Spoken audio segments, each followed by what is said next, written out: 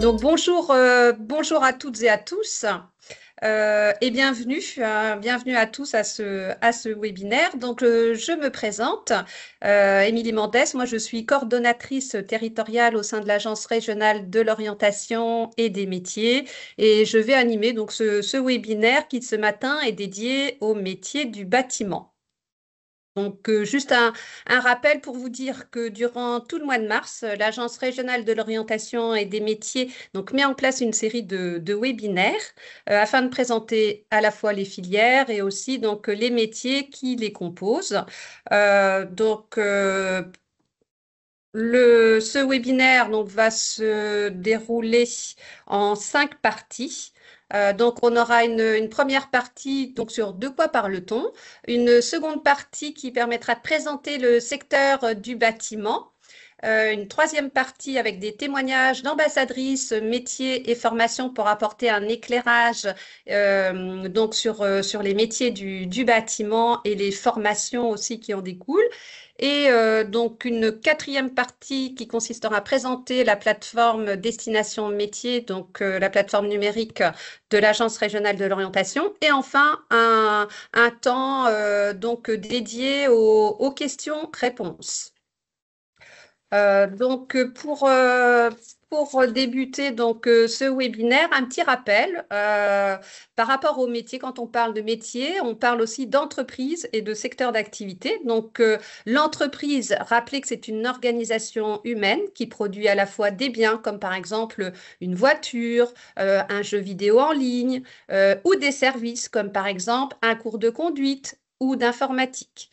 Quant au secteur d'activité, donc lui, il regroupe un ensemble d'entreprises qui exercent des activités similaires. Un exemple, si on prend le secteur de l'automobile, on va retrouver par exemple les entreprises qui se concentrent sur la fabrication de véhicules, alors que pour le secteur de l'informatique, on va plutôt retrouver donc la création de logiciels, de matériel informatique ou encore des services numériques. Voilà. Alors maintenant, si on revient au métier, au sujet qui nous intéresse de ce matin, qui composent donc un secteur d'activité, et ben, ces métiers, il s'avère qu'ils sont très variés et ils peuvent se différencier selon les spécialités et les spécialisations. Donc, si on reprend le secteur du bâtiment, qui est notre sujet de ce matin, on retrouve une grande partie, en fait, une grande diversité de métiers tels que ingénieur, maçon, couvreur, plombier, électricien, charpentier, carreleur, chauffagiste, technicien en énergie renouvelable, maître d'œuvre. Donc, vous voyez que les métiers du bâtiment, ils sont nombreux, ils sont variés et nous vous invitons pardon, à les découvrir. Et pour cela, je vais maintenant laisser la parole à nos intervenantes, pardon, qui vont donc nous présenter ces métiers passionnants. Et nous allons donc démarrer par Julie, qu'on a le plaisir donc d'accueillir dans le cadre de ce webinaire. Donc Julie, c'est à toi. Je te laisse te présenter, nous parler donc du secteur du bâtiment en Normandie. Merci Émilie. Donc oui, bonjour à tous et toutes. Donc moi je suis Julie Lirzin et donc je travaille pour la FFB, c'est la Fédération française du bâtiment.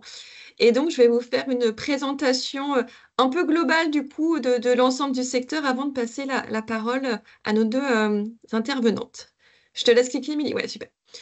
Alors du coup, en fait le bâtiment, qu'est-ce que c'est le bâtiment? Parce que en fait ça nous parle, enfin ça vous parle à tous de manière assez quotidienne parce qu'on voit tous des constructions qui peuvent se passer chez vous, dans les communes, etc. Mais en fait, le bâtiment, c'est quand même très très large. C'est que très souvent, on pense, vous avez le petit icône en fait du milieu première ligne, et très souvent, on pense aux maisons individuelles. En fait, ce sont des édifices, et donc on a les maisons individuelles, et c'est vrai que c'est le plus courant.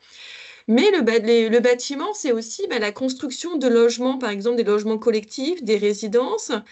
C'est aussi les constructions de locaux, que ce soit des locaux industriels, de centres commerciaux. Quand vous faites vos courses, les magasins, tout ça, ça a été construit, en fait, ça relève du secteur du bâtiment. C'est aussi les lieux publics. Là, je sais que vous êtes de nombreux collèges à être connectés. Donc, le collège, c'est un lieu public, les hôpitaux, les mairies, mais aussi toute la partie loisirs. Alors là, c'est pas exhaustif, hein, on vous a mis un peu le maxi pour que vous puissiez vous représenter. Mais en effet, les piscines, les salles de sport, cinéma, etc. Et on a une autre partie, en fait, quand on parle du bâtiment, c'est la partie bâtiment historique. Parce que, bah, vous savez, hein, en France, on a la chance d'avoir beaucoup d'édifices qui relèvent du patrimoine français.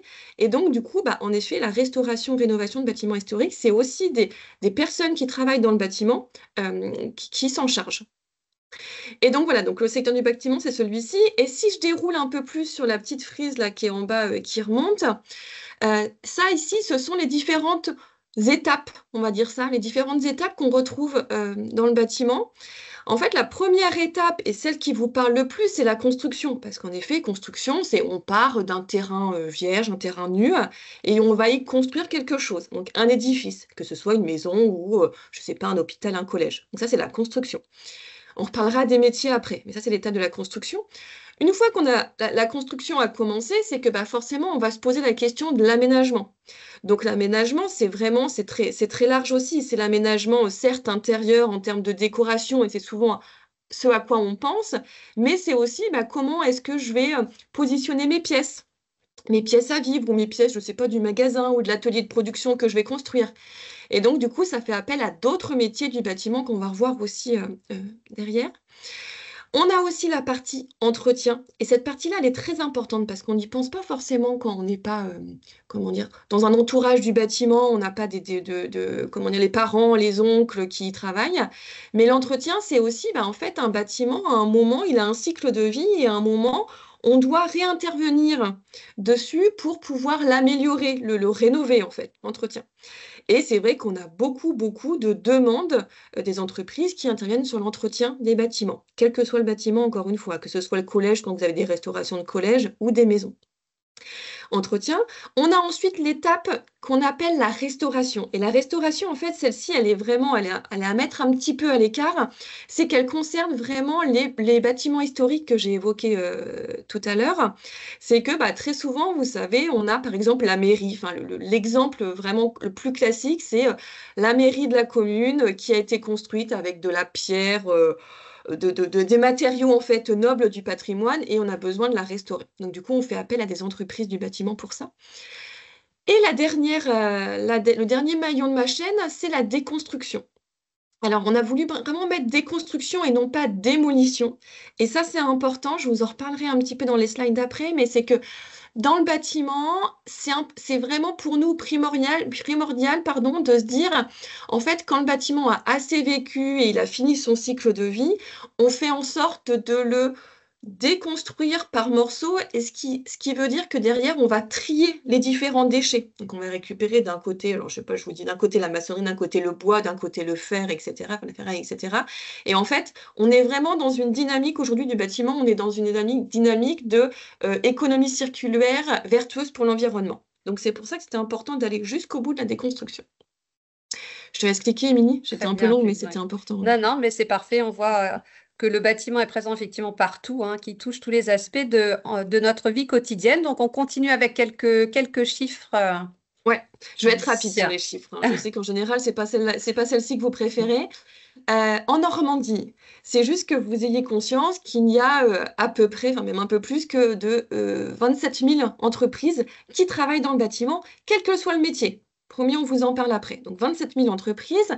Et dans ces entreprises, bah, forcément, on a des salariés qui y travaillent et ils sont bah, sur le nombre de 65 000.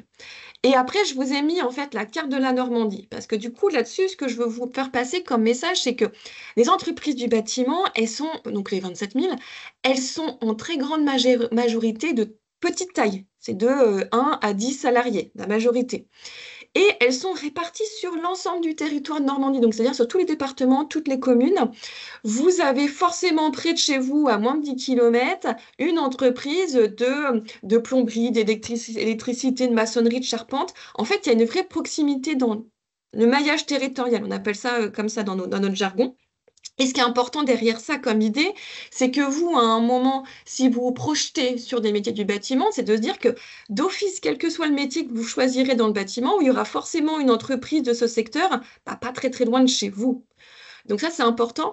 Et c'est aussi que si on a cette proximité, c'est parce que du coup, on doit être proche des chantiers qu'on va réaliser. Je ne sais pas si c'est de l'électricité. En effet, l'entreprise va pas faire 500 km pour aller faire son chantier d'électricité. Et donc, ce qui veut dire qu'on a des entreprises qui ne vont pas se délocaliser. Vous savez, ça, c'est un gros mot en général dans le secteur économique, la délocalisation. Pour le coup, dans le bâtiment, on est sûr d'avoir toujours des entreprises près de chez soi. Voilà, c'était la petite Bien. idée que je voulais faire passer. Ouais. Mhm. Alors, ensuite, du coup, on s'attarde un petit peu plus sur les métiers, parce que le bâtiment, le secteur, ok, on a compris, mais quels sont les métiers derrière ce secteur? Je vais expliquer, Émilie. Pardon. Et donc, en fait, les métiers, ils sont hyper riches. Et donc, tout à l'heure, Chloé et Réane vous en parleront aussi. Donc, moi, je vous fais juste un panorama. Mais en fait, on a dans le bâtiment plus de 35 métiers qui sont à la fois accessibles aux filles et aux garçons. J'y reviendrai un petit peu plus tard.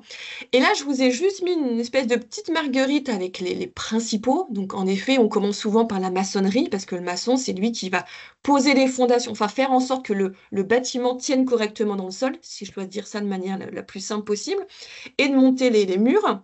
Ensuite, le charpentier. Vous devez voir ce que c'est. Enfin, charpentier, c'est la charpente sur laquelle on va poser la toiture, enfin la couverture. Donc le charpentier. Le métallier serrurier, juste un clin d'œil, parce qu'en effet, dans le bâtiment, on a de la métallerie serrurerie. Par exemple, on a des charpentes qui sont faites en métal. Beaucoup d'ailleurs, les centres commerciaux, les ateliers de production, etc. Beaucoup, beaucoup. Mais c'est aussi les verrières, par exemple. Quand vous avez une verrière, elle est faite avec des grandes barres en métal, et ça, c'est de la métallerie. Donc la métallerie, c'est dans le bâtiment. Il y en a dans l'industrie aussi, mais il y en a aussi dans le bâtiment. Donc c'est important de le savoir. Carreleur, je ne m'attarde pas parce que vous voyez tous, ce que c'est comme métier. Le couvreur, donc celui qui va faire le toit, qui va mettre le toit, qui va poser le toit. Le miroitier, lui, il va travailler en fait le verre. Donc quand je parlais de verrière tout à l'heure, en fait la partie verre, ça va être vraiment sur la miroiterie.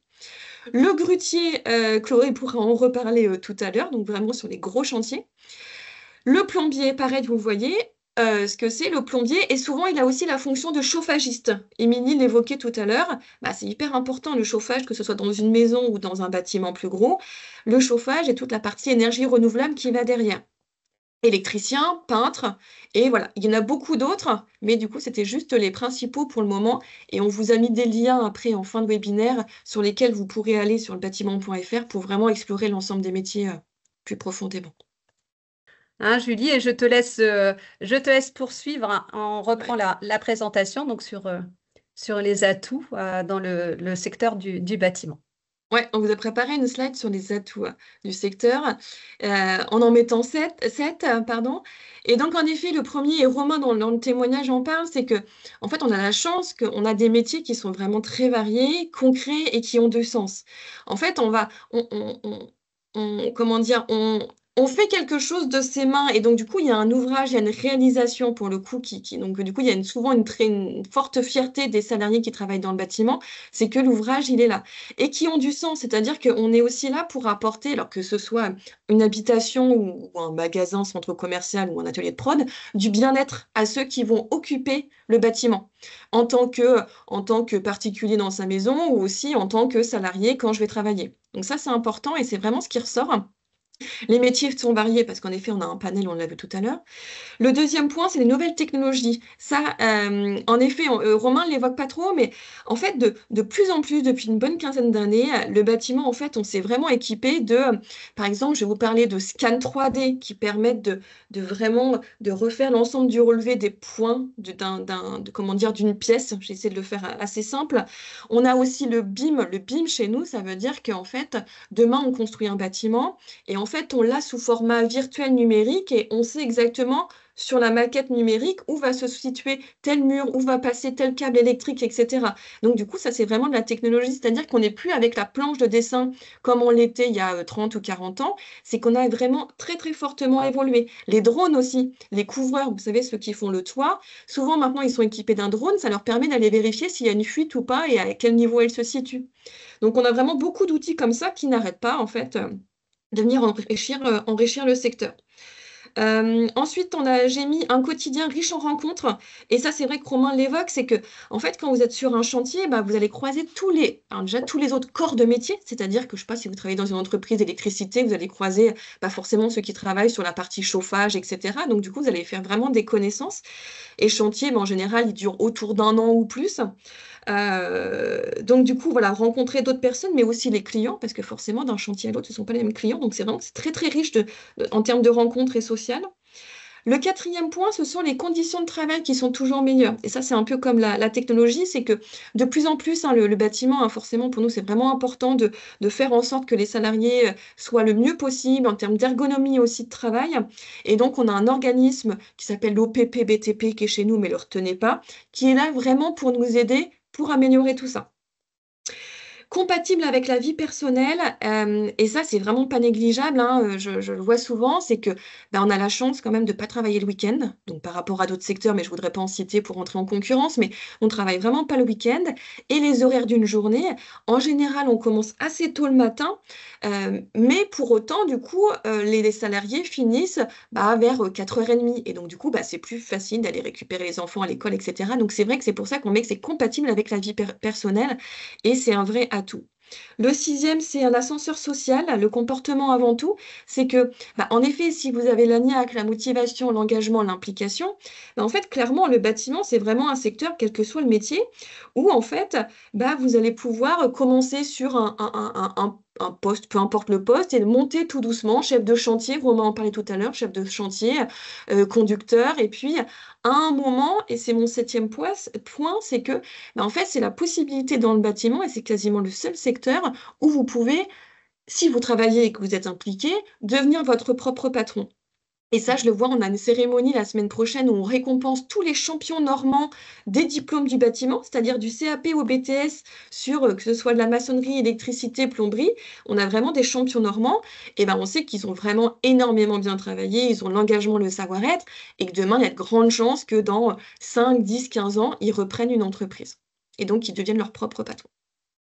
Très bien, Julie. Et on poursuit donc avec Voilà. donc les défis pour les années à Ouais. venir. C'est ça, vite fait. Donc, nos défis, parce que forcément, on ne se repose pas sur nos lauriers, hein, le but, c'est de préparer la suite.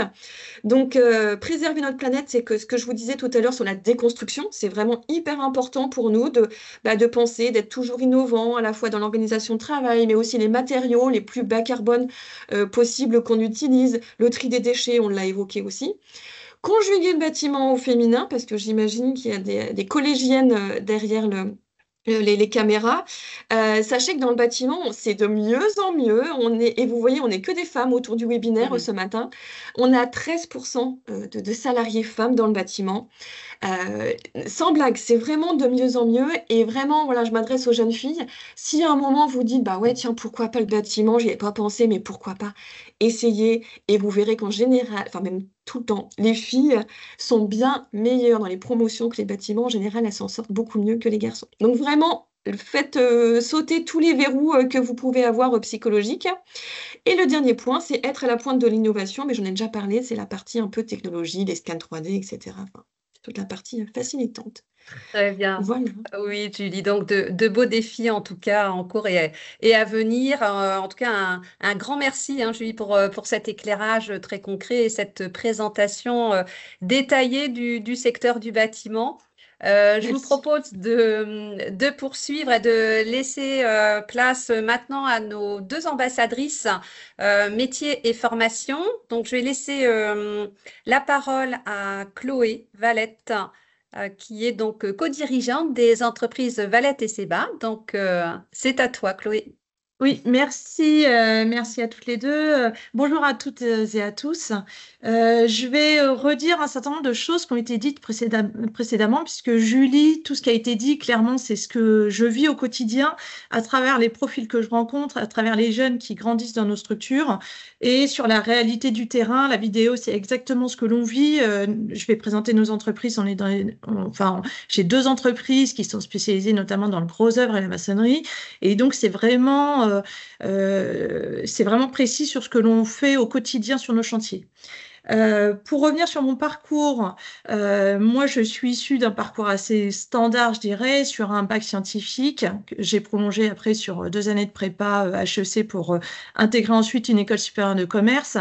10 années que j'ai fait sur des services RH, puisque je m'étais spécialisée dans les ressources humaines chez BNP Paribas à Paris au niveau du siège. Et après, j'ai rejoint les entreprises Valette et Seba à Radepont dans le 27. Donc, ça a une demi-heure de Rouen à peu près et 3/4 d'heure d'Évreux. Alors, ce sont 2 entreprises, Valette et Seba, qui ont été créées historiquement par la famille du côté de mon mari. Mon mari est venu reprendre la suite de l'entreprise et je l'ai rejoint en 2011. Donc là, ça fait 14 années que je l'ai rejoint. Chacun sur des sphères très différentes, puisque moi, je n'ai pas la dimension technique métier du bâtiment, et ça, c'est essentiel pour évoluer au niveau de ces métiers-là. Mais à la fois, il n'y a pas que les métiers techniques dans le BTP. J'occupe toutes les autres fonctions, à la fois la stratégie, que ce soit au niveau administratif, financier, ressources humaines. On gère 65 collaborateurs au sein des structures. Et donc, il faut harmoniser tout ça, faire grandir les uns, les recruter, les trouver, cerner les compétences. Voilà, pour avoir une cohérence sur les profils qui nous rejoignent. Donc, on peut passer à la slide suivante. Ouais, je vais passer très rapidement. C'était pour vous décrire un peu le type de structure que j'ai rejoint. On a coutume de dire qu'on est une vieille entreprise, non pas parce que c'est vieillissant, mais c'est surtout qu'elle existe depuis 1803. On était paveur de roi à l'époque.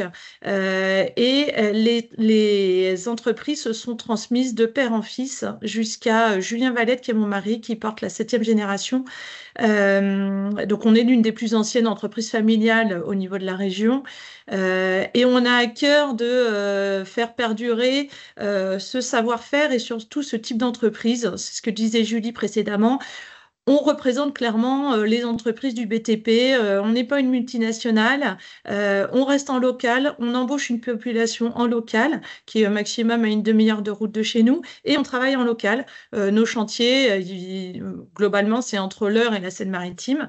Et on ne va pas au-delà. Et ça, c'est un choix de se dire on favorise une population locale qui va pouvoir rentrer chez elle tous les soirs. Et je reviens sur les horaires. Effectivement, les horaires permettent d'allier une vie personnelle à côté. Il faut être matinal dans le BTP, ça c'est un point essentiel. On commence tôt le matin et globalement, nous les collaborateurs arrivent vers 6h30. Pour avoir le temps d'accéder au chantier, il y a un temps de route à chaque fois, donc là souvent on part en équipe et ils reviennent vers, en tout cas la fin du chantier c'est 16h30 et après ils reviennent selon les temps de route, voilà. Mais donc ça fait des journées qui sont bien cadrées. Voilà. J'ai fait un point sur notre politique ressources humaines. Donc là, on présente nos différents types de structures. Je fais un focus essentiellement sur l'entreprise Valette, qui est l'entreprise la plus historique, où là, on est spécialisé dans tout ce qui est maçonnerie. On répond à des appels d'offres en gros œuvre et tout corps d'État. Le gros œuvre, c'est clairement ce que l'on a vu. C'est on part d'un terrain nu et on va ériger la structure principale du bâtiment. Donc souvent, c'est très visuel. Pour des jeunes qui intègrent ces métiers-là, ce qui est plutôt parlant, c'est qu'on a la fierté de voir ce que l'on fait. Et des fois, c'est un vrai, en tout cas, c'est une vraie motivation pour un jeune qui peut montrer à ses parents de dire, bah voilà, regarde un peu ce que j'ai fait, c'est visuel et en plus, ça dure dans le temps, donc ça, c'est plutôt chouette. Ou parfois, on en a qui montrent après à leurs enfants, bah voilà, ce que papa, il a construit, etc. Donc ça, c'est un vrai atout de nos métiers. Donc Très ça, c'est bien. pour l'entreprise Valette. Et à côté, on a l'entreprise Seba. C'est une usine de préfabrication. Donc là, on rentre dans des éléments un peu plus techniques. On va fabriquer en béton armé des éléments, ce que l'on appelle préfabriqués, qui vont après pouvoir être véhiculés sur des camions pour être mis à disposition sur des chantiers. Donc ça, c'est en site de production fermé à la même adresse et sur notre site à Radepont. Mais en tout cas, tout est orienté dans le même domaine d'activité qu'est le BTP. Et après, TPE, je fais un petit focus dessus. Là, c'est l'ensemble de nos chauffeurs, poids lourds, super lourds et conducteurs d'engins qui vont opérer pour véhiculer les différents matériaux et matériels sur nos chantiers. Très bien. Euh, Merci beaucoup, Chloé, pour cette présentation, en tout cas, de l'environnement de ces entreprises et peut-être donner quelques exemples maintenant des réalisations.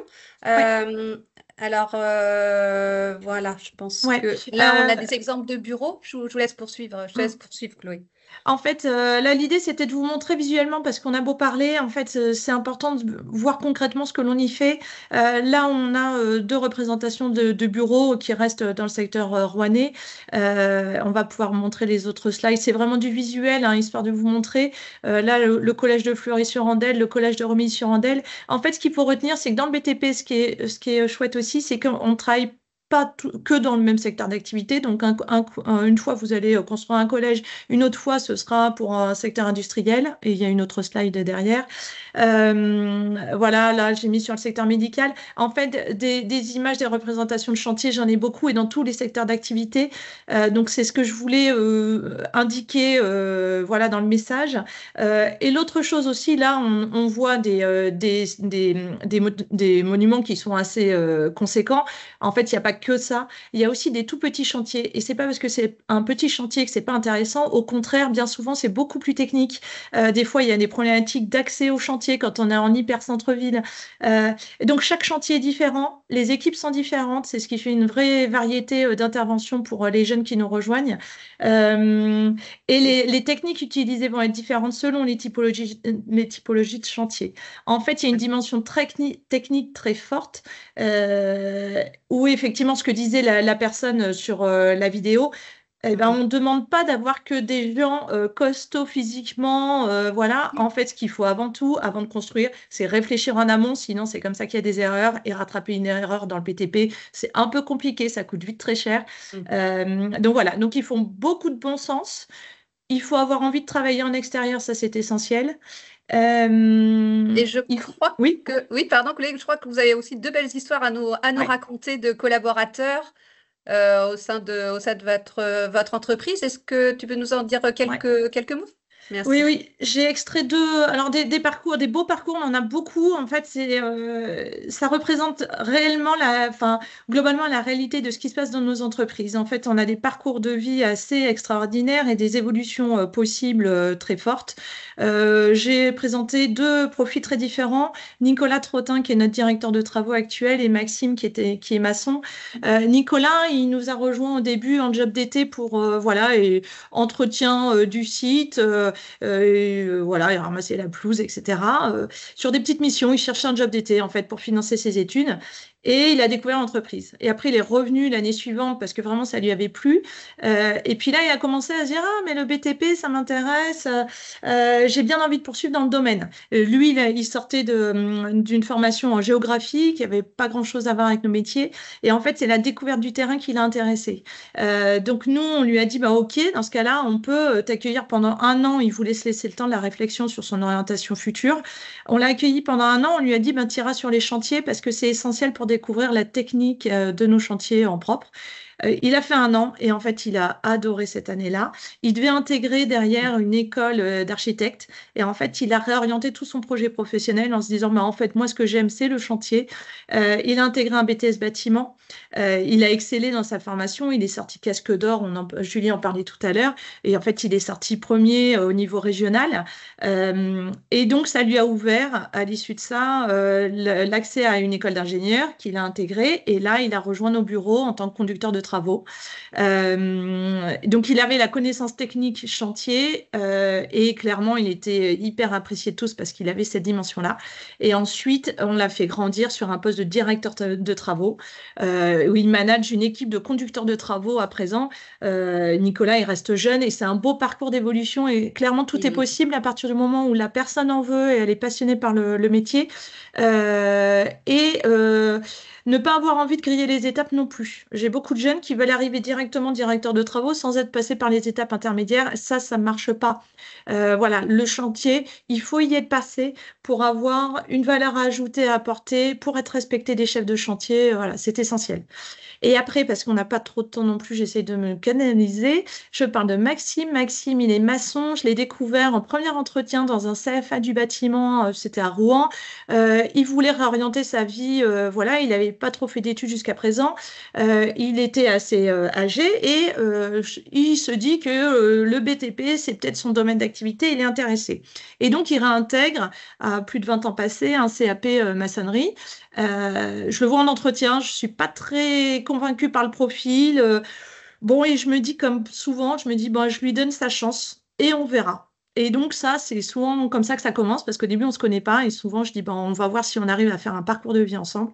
Et Maxime, donc, il a fait ses 2 années de CAP maçonnerie.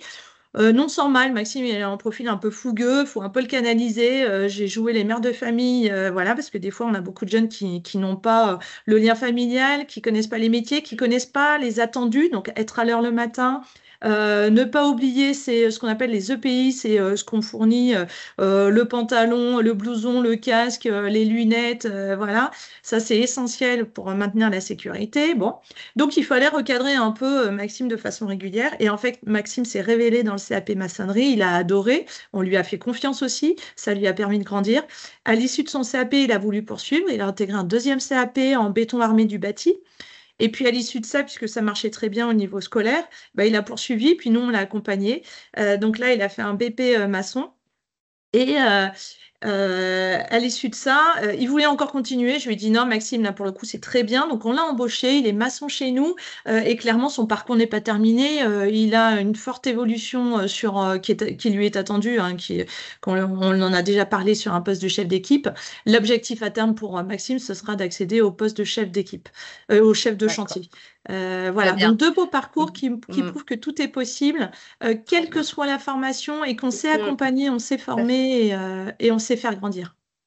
Merci beaucoup, Chloé, pour vraiment ce beau témoignage et donc qui est très éclairant, très fourni. Et donc, vous pourrez retrouver donc Chloé Valette, hein, sur la plateforme Destination Métier. On y reviendra tout à l'heure. En tant qu'ambassadrice métier, je vous propose maintenant de passer à un deuxième témoignage, celui de Réanne, qui est ambassadrice formation et qui va maintenant nous parler de son parcours en tant qu'apprentie et de son quotidien en tant qu'étudiante dans le secteur du bâtiment. Donc, Réanne, c'est à toi. Alors, bonjour à toutes et à tous. Donc, en effet, donc, je suis Réanne Aubé, j'ai 26 ans et je suis actuellement en reconversion professionnelle parce que à la base, j'étais auxiliaire vétérinaire et maintenant, donc, je me forme pour devenir technicienne d'études en bureau d'études techniques. Je vais commencer par vous parler un petit peu de mon parcours. J'ai commencé par un baccalauréat scientifique parce que quand j'étais petite, j'aimais beaucoup les animaux, donc je voulais devenir vétérinaire, forcément. Donc, suite à ce baccalauréat scientifique, j'ai intégré une classe préparatoire aux grandes écoles, BCPST, c'est donc biologie, chimie, physique et sciences de la Terre, qui s'est pas bien passé. Voilà, il y avait une pression qui était vraiment très importante, j'ai pas supporté et donc j'ai décidé de quitter ce cursus. Donc l'année suivante, je voulais entrer en DUT génie biologique, sauf que malheureusement, j'ai eu des problèmes familiaux, je pouvais pas financer mes études, donc j'ai dû arrêter. J'ai alors commencé à travailler comme factrice pour payer donc une formation à distance d'auxiliaire vétérinaire. Voilà, donc en fait, pendant cette formation, il y a un stage obligatoire de 8 semaines que j'ai fait en clinique vétérinaire. À la fin de ce stage, en fait, quelqu'un partait à la retraite, heureusement. En fait, ils ont décidé de me garder. J'ai travaillé à peu près 4 ans dans la clinique vétérinaire, en fait, il y a beaucoup de choses qui ont fait que je me suis dit que c'était pas un métier qui était fait pour moi. Voilà, bon, évidemment, j'adore toujours les animaux, mais d'un point de vue professionnel, ça me plaisait pas, donc j'ai démissionné. Sauf qu'à ce moment-là, j'avais rien d'autre en poche, donc j'ai commencé à faire des métiers alimentaires, pour continuer à avoir un salaire. Au bout j'ai fait ça à peu près 2 ans. Et au bout de 2 ans, j'ai commencé à en avoir un peu marre, en fait, de faire un métier qui me plaisait pas, d'aller un peu à reculons au travail. Donc, je me suis dit qu'il fallait que je reprenne mes études. Donc, ça, c'était l'année dernière. J'ai commencé par un BTS bâtiment, une première année de BTS bâtiment. Et en fait, pendant cette formation, j'ai découvert la thermique du bâtiment, donc tout ce qui a trait un peu à l'écologie, on va dire, à la transition écologique néanmoins. Et donc, j'ai décidé de faire une passerelle vers la deuxième année du BUT MT2E. Donc, le BUT MT2E, c'est le Bachelor universitaire de technologie, métier de la transition et de l'efficacité énergétique, donc que je fais actuellement à l'Institut universitaire de technologie de Saint-Lô.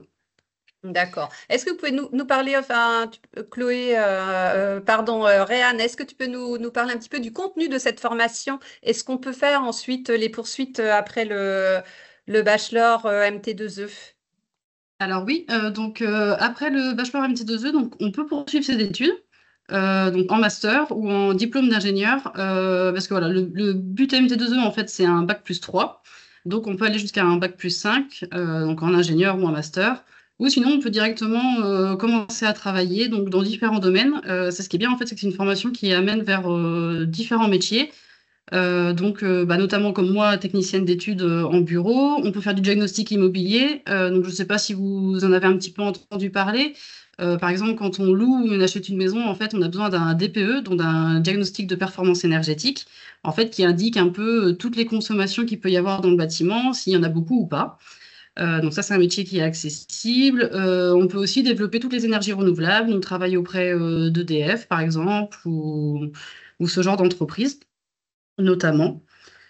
Euh, D'accord. Et quant à l'organisation de la formation, donc tu disais tout à l'heure tu es apprenti, donc est-ce que tu veux nous hmm. parler un petit peu voilà, d'une semaine type à l'IUT, très Alors, brièvement? oui, donc à l'IUT, en général, on commence les cours à 8 heures.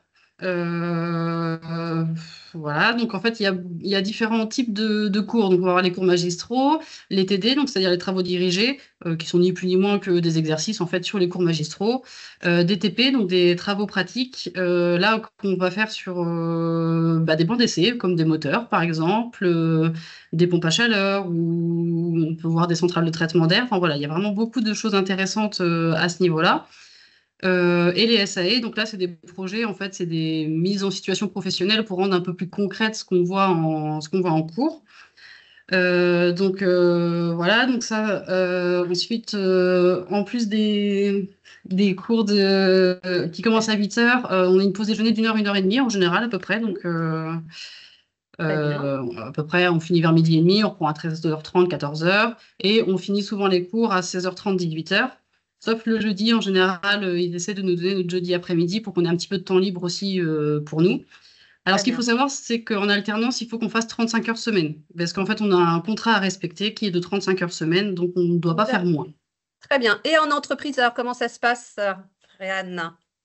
Alors, en entreprise, donc moi, comme je le disais, en fait, il y a beaucoup de métiers différents. Donc, tout le monde ne sera pas spécialement au bureau d'études techniques. On peut travailler, par exemple, dans des organismes d'expertise, chez des installateurs, notamment des plombiers chauffagistes, comme on citait tout à l'heure, ou même des fabricants directement de pompes à chaleur, ce genre de choses.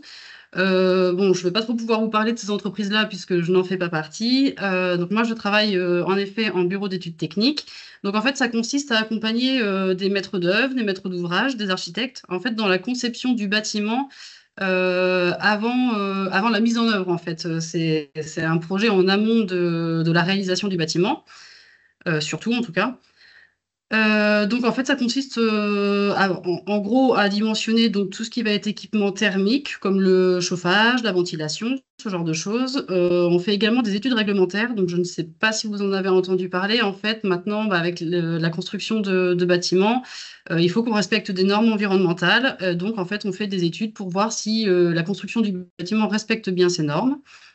Je fais également des plans techniques. Donc là, c'est justement sur les logiciels de dessin dont on parlait tout à l'heure, donc sur ordinateur. Voilà, pour voir si en fait tout corrèle, si on a la place pour faire passer les réseaux, ce genre de choses.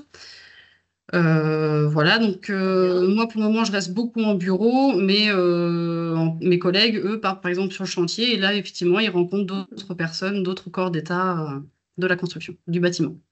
Très bien. Et donc, alors, pour conclure, que dirais-tu, Réane, pour conclure sur cette formation et puis ce métier que tu exerces depuis 1 an? Alors, donc pour moi, les points importants en fait du BUT MT2E, donc que ce soit en entreprise ou à l'école, ce qui est important, c'est déjà participer à la transition écologique, qui pour moi en tout cas est très importante de nos jours.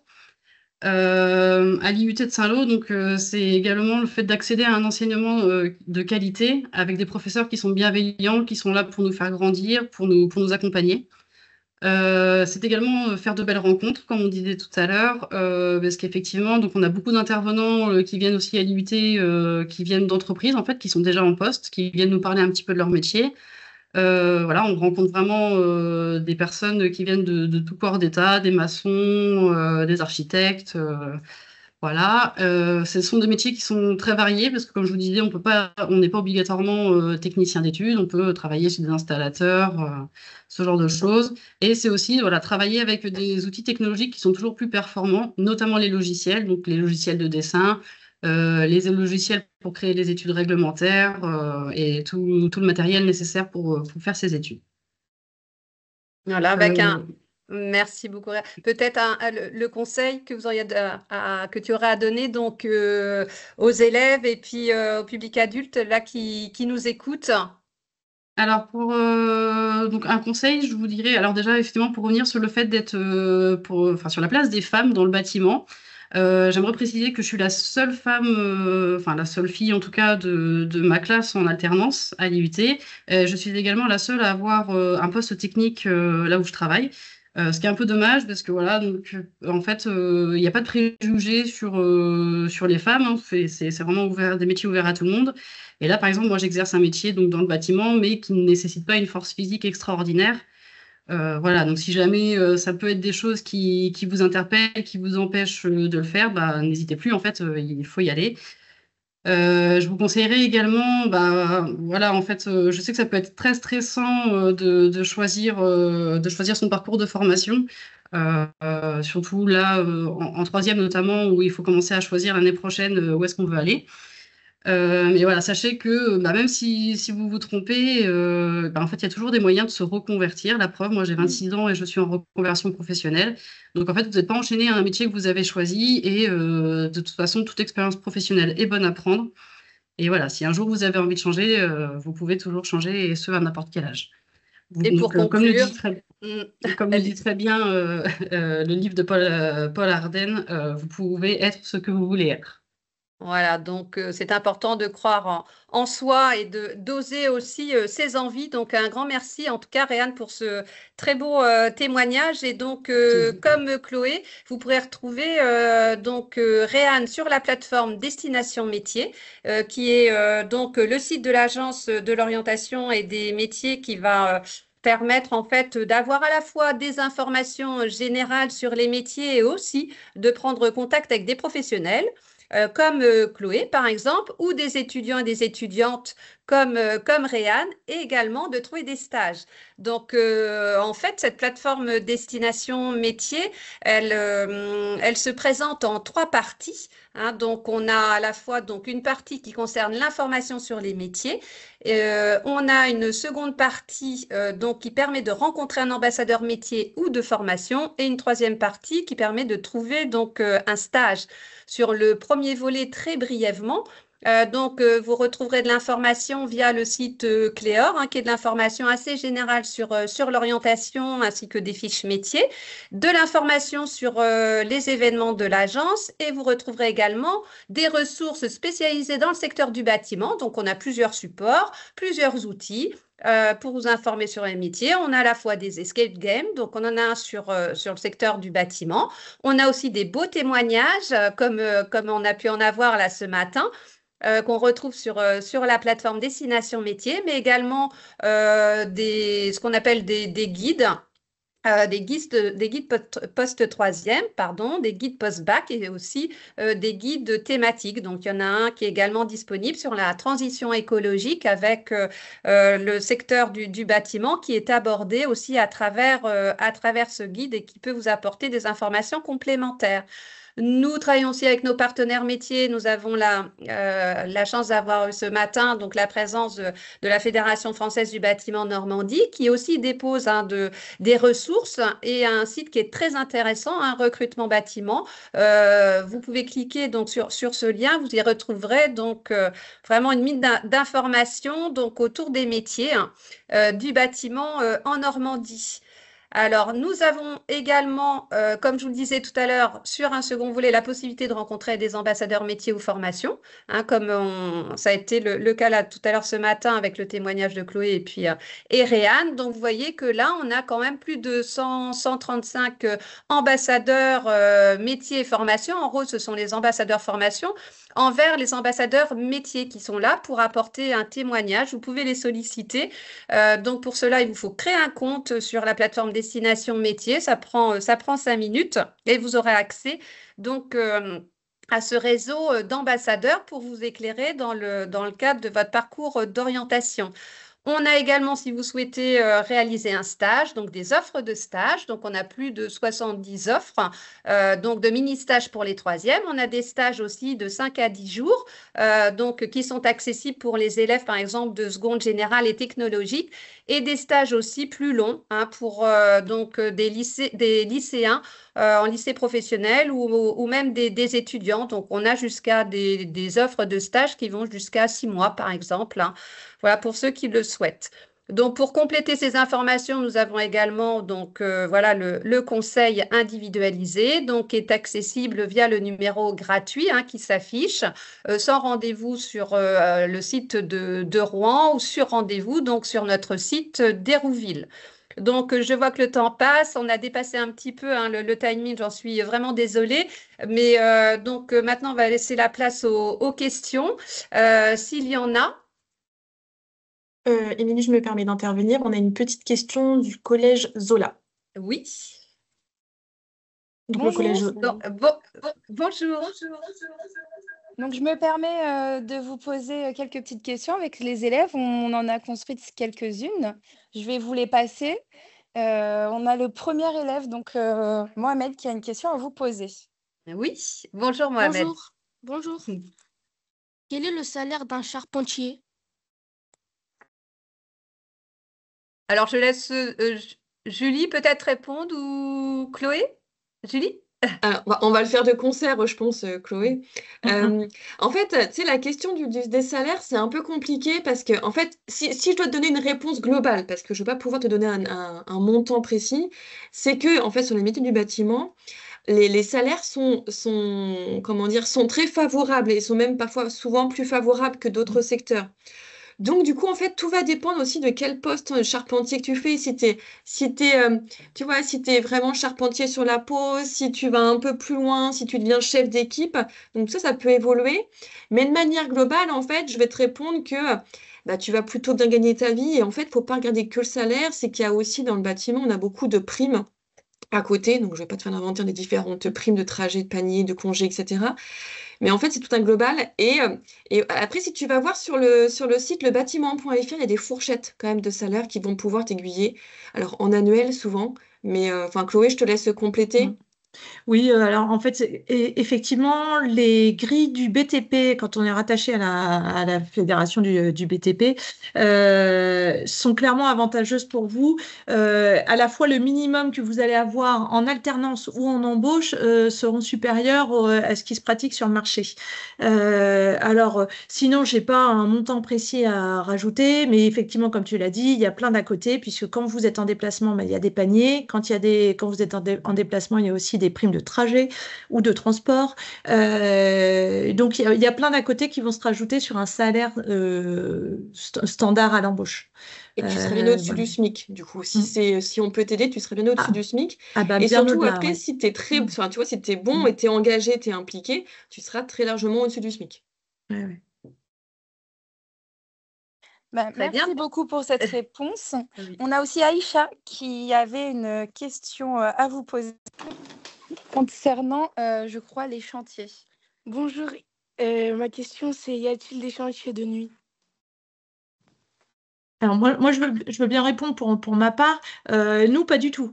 Mais je pense que clairement, ça dépend des secteurs d'activité. Nous, on a des chantiers qui interviennent, par exemple, entre Noël et Jour de l'An, parce que justement, à cette période-là, l'entreprise est fermée et que justement, c'est à nous d'intervenir quand l'entreprise est fermée. Donc, de nuit, ça nous est jamais arrivé. Ça nous est arrivé déjà sur des samedis, par exemple, en nous disant, là, on nous a sollicité, c'était un industriel, secteur pharmaceutique. Lui, il a personne qui travaille sur son site. site, ben, ils préfèrent qu'on intervienne en décalé. Donc chez nous, c'est jamais arrivé de nuit. Par contre, ça peut arriver sur d'autres. Il suffirait qu'on ait une demande une fois et qu'on le fasse et qu'on se dise, bon, ben, on y va. En tout cas, quand ça arrive, c'est toujours hyper ponctuel. Et puis, ça dépend clairement des métiers dans lesquels on est. Parce que vous l'avez vu, le BTP, c'est très large. Donc moi, je parle vraiment des métiers de la maçonnerie. Mais ça peut arriver.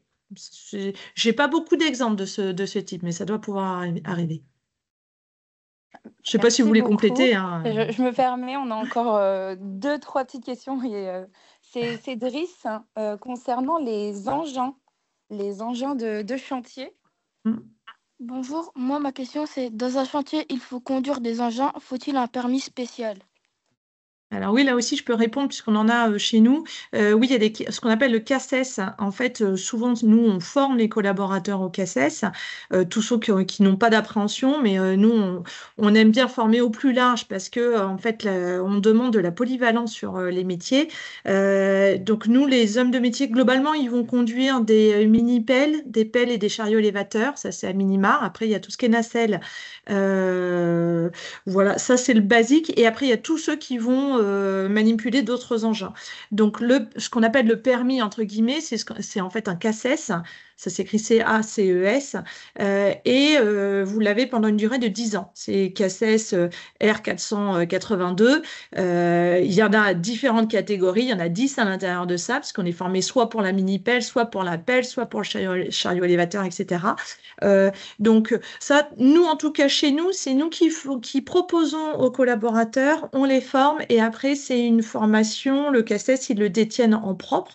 C'est-à-dire que s'ils quittent l'entreprise, ils gardent leur CACES pour eux, c'est nominatif, hein. Ça leur permet de manipuler tous les engins. Et sinon, si on fait passer le CACES, ils peuvent les manipuler de la même sorte s'ils restent dans l'enceinte de l'entreprise. Donc, voilà. Et effectivement, on a beaucoup de jeunes qui aiment beaucoup manipuler les engins. Voilà. Merci Chloé. D'autres questions? Oui, je m'en ai encore une. Bonjour, je voudrais vous poser Bonjour. une question. Est-ce que les métiers du bâtiment présentent les plus de risques physiques? Alors, c'est difficile. Là aussi, je réponds, je suis désolée, mais en fait, tout le Vas-y monde peut Chloé. répondre, hein. Est-ce que c'est les plus ou moins que d'autres secteurs? Je ne saurais pas faire de comparaison. Ce qui est sûr, c'est qu'il y en a et que pour éviter tout ça, on met en place beaucoup de pratiques et d'habitudes sur les chantiers. C'est aussi pour ça que de plus en plus, vous êtes équipés avec, j'en ai parlé, hein, des casques, des lunettes et des lunettes qui sont de plus en plus couvrantes et des gants qui vont être spécifiques pour nos métiers. Nous, on a différents types de métiers, donc à chaque fois, on a un habit spécifique par type de métier. Nos chauffeurs, ils n'ont pas les mêmes tenues que nos maçons parce que les risques ne sont pas les mêmes. Après, globalement, sur les chaussures, il y a des chaussures qui vont avoir des coques à l'intérieur, qui vont éviter d'avoir un pied écrasé, etc. Il y a plein de choses qui sont faites, qui ont été améliorées. Il y a aussi des règles de sécurité à respecter. Donc, à nous, chefs d'entreprise, de bien relayer l'information auprès des jeunes et souvent, il faut le dire une fois, 2 fois, 3 fois, parce que l'idée, c'est pas tant de vous embêter sur pourquoi est-ce que tu n'as pas mis ton casque alors qu'il fait très chaud et que tu transpires et on est en plein été, voilà, ou tu estimes être en intérieur et qu'il n'y a pas de risque. Et ben non, en fait, le risque, il peut être assez présent et partout. Et donc, l'idée, c'est la sécurité avant tout pour le jeune et l'ensemble de nos collaborateurs. Donc oui, il y a des risques, il ne faut pas les ignorer, mais en tout cas, il y a plein de choses qui sont faites à chacun d'être responsable de sa propre sécurité et, voilà, et de comprendre pourquoi on met en place des règles. Voilà. Merci beaucoup Chloé.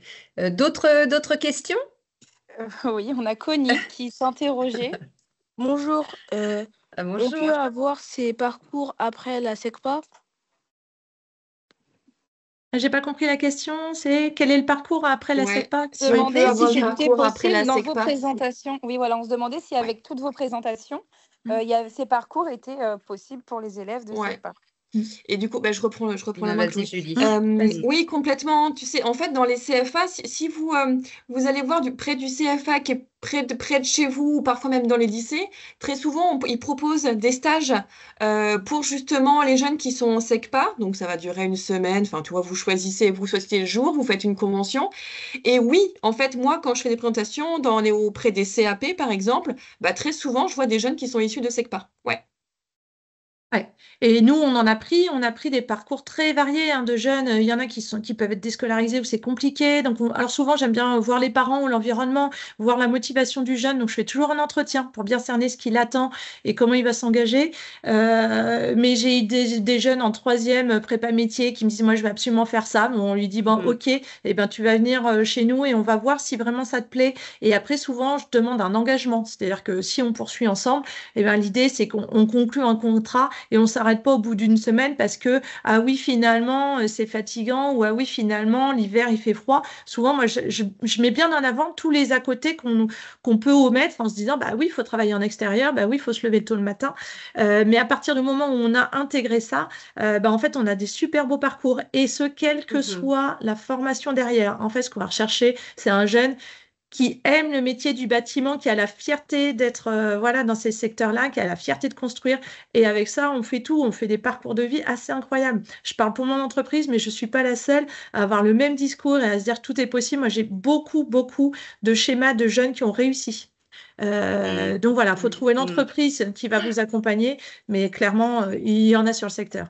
Et il y en a sur le secteur. Et donc, vous avez vu tout à l'heure, donc on a aussi beaucoup d'entreprises qui peuvent vous accueillir dans le cadre de stages. Donc, n'hésitez pas à aller donc sur la plateforme Destination Métier pour retrouver en fait ces lieux qui peuvent vous accueillir dans le cadre de stages. Est-ce qu'il y a d'autres questions? Là, il va être 11 heures, donc on va devoir conclure, sauf s'il reste une question. Oui, la dernière, Oui. c'était concernant justement le métier de peintre qu'on retrouve beaucoup dans le bâtiment. Bonjour, quelle étude faut-il faire pour être peintre? Pour être peintre? Julie. Ouais. En fait, Oui, tout à fait, le parcours. ouais, le parcours, enfin vraiment le diplôme, tu vois, le premier qu'on a, c'est le CAP. Tu as CAP peintre et revêtement, je crois, enfin, ou peintre tout court. Si tu tapes tu vas le retrouver sur Google. Donc CAP peintre qui est proposé souvent dans les CFA d'ailleurs. Donc en fonction de où tu es, tu as forcément un CFA qui est pas très loin de chez toi.